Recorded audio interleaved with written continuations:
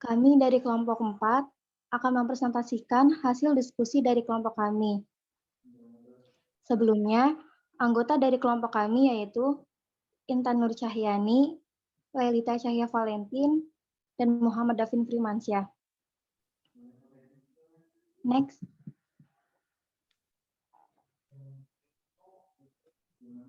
Davin.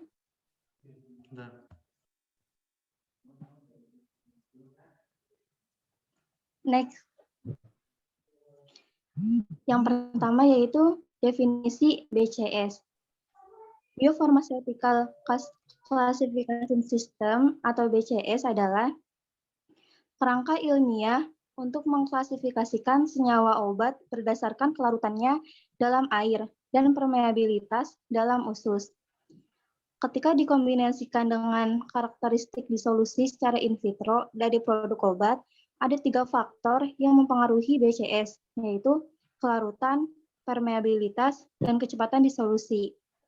Di mana ketiga hal tersebut menentukan kecepatan dan luas absorpsi obat oral dari bentuk sediaan lepas, cepat, dosis oral. BCS dapat dikategorikan ke dalam 4 kelompok berdasarkan kelarutan dan permeabilitasnya pada mukosa saluran pencernaan.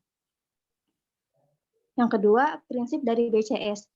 Prinsip yang melatar belakangi BCS adalah jika hasil produk dua obat memiliki profil konsentrasi yang sama mendekati saluran pencernaan, akan menghasilkan profil konsentrasi profil plasma setelah administrasi obat.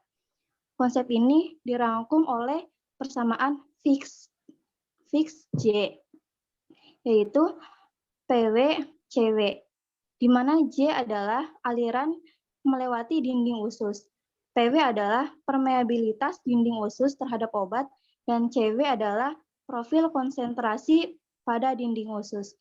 Dalam biokuivalensi, prinsip tersebut diasumsikan sebagai permeabilitas yang tinggi, kelarutan yang tinggi suatu obat dalam pelarutan produk obat yang cepat akan biokuivalen, kecuali perubahan dapat dilakukan pada formulasi. Data disolusi dapat digunakan sebagai wakil untuk data farmakokinetika untuk memperlihatkan biokuivalensi dari kedua produk tersebut, produk obat. Selanjutnya akan dibacakan oleh Muhammad Davin. Fungsi BCS.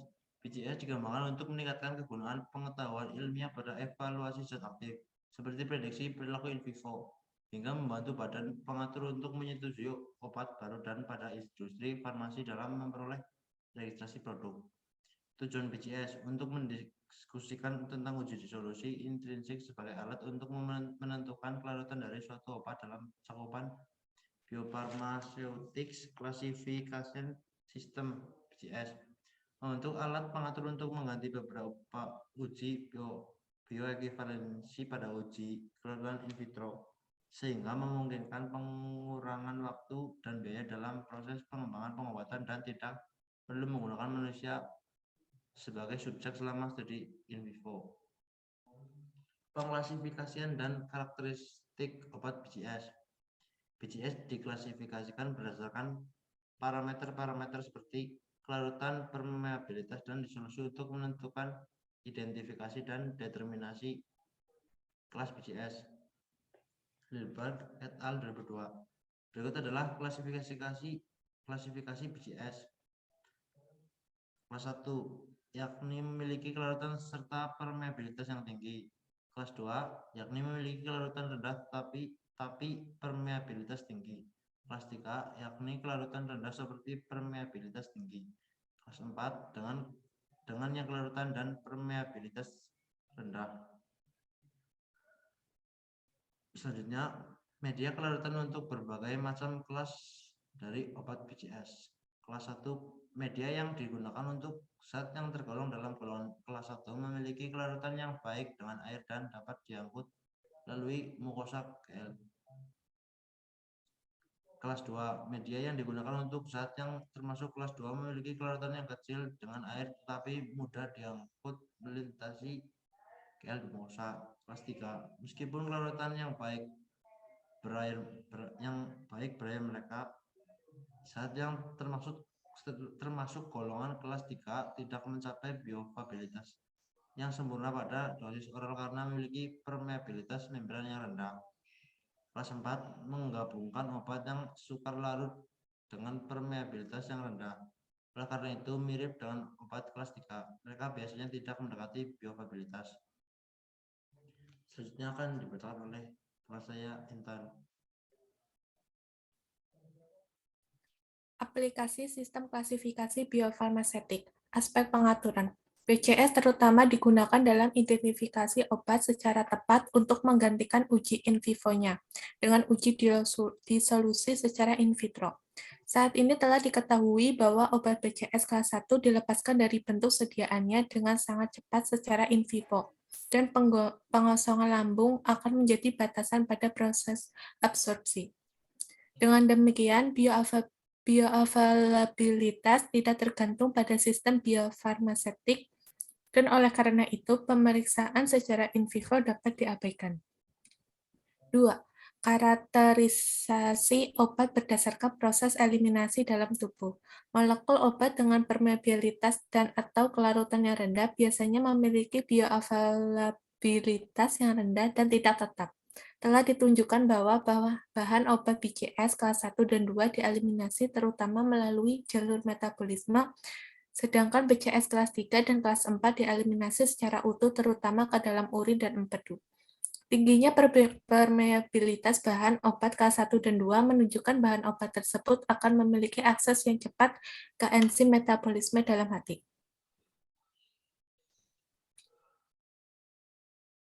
3. Interaksi obat dan makanan. Telah diketahui bahwa makanan mempengaruhi bioavailabilitas obat. Efek makanan terhadap bioavailabilitas obat dapat ditentukan berdasarkan BCS.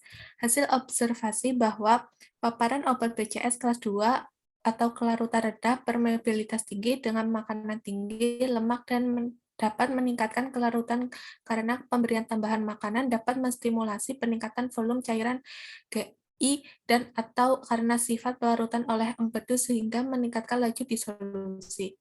4. Korelasi in vitro atau sampai in vivo atau IFIFC. Uji disolusi secara in vitro penting sekali dalam pengembangan sediaan bahan obat padat. Demikian pula pada kontrol kualitas batch. Tujuan uji disolusi adalah untuk melihat bahwa obat larut baik dalam saluran GI dan tersedia untuk proses absorpsi.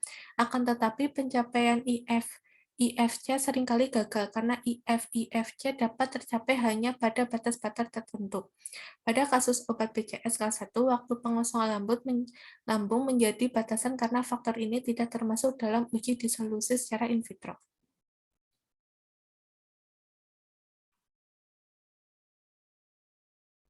Jurnal Pharmaca volume 17 nomor 2, karakteristik disolusi tablet immediate release dengan API BCS kelas 2 sebagai biowaiver serta pendekatan untuk meningkatkan kelarutannya. Salah satu pendekatan yang dibuat oleh para regulator obat di dunia dalam rangka menuju harmonisasi internasional adalah dengan menerapkan Biopharmaceutical Classification System.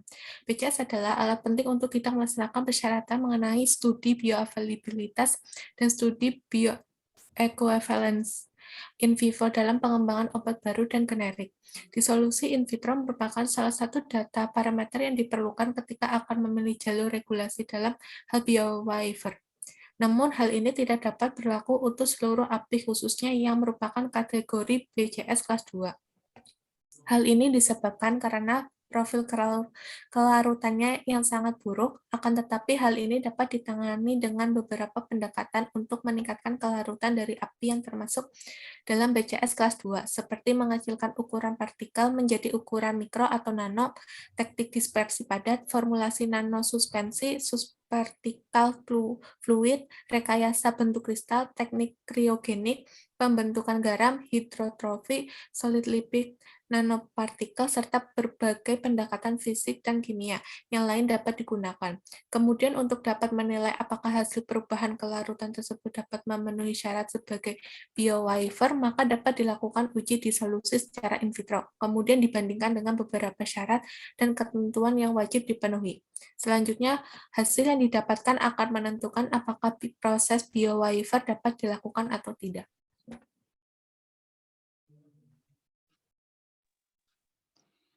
Sekian dari kelompok kami, kurang lebihnya mohon dimaafkan. Wassalamualaikum warahmatullahi wabarakatuh. Waalaikumsalam warahmatullahi wabarakatuh.